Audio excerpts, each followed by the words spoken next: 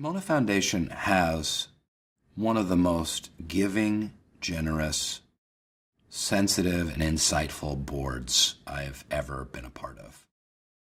I was on the board for about 5 years, and the intensity and level of consultation among the board members of trying to do what's best and what's right for the money given to Mona, striving to find new educational institutions to donate to, constantly reworking the Mona guidelines to make sure that there's clarity and focus with the giving. It's extraordinary. Manaz Javid is a very humble person. She won't take a lot of credit for Mona Foundation. She'll always be like, "Oh, it's not me.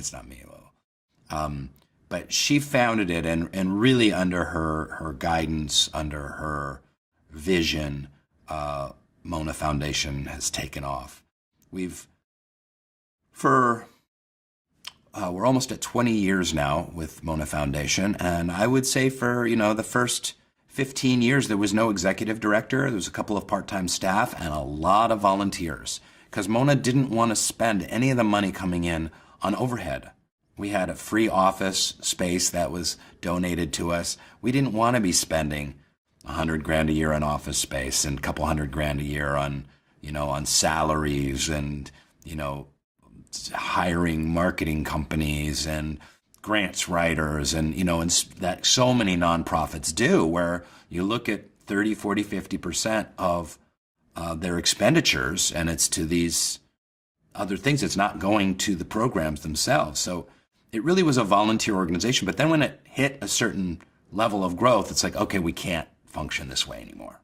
So there's been a lot of growing pains in the last 3 or 4 years of struggling to find the right fit with an executive director, hiring the right staff, figuring out how Mona will be sustainable for the next 20 years, for the next 100 years.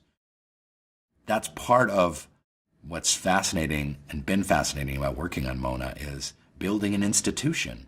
So Mona's funding all these institutions around the world. At the same time, it's building its own institutional capacity. And that's what the board does. You build the institutional capacity of the organization so that your great-great-grandchildren can participate in its fruits.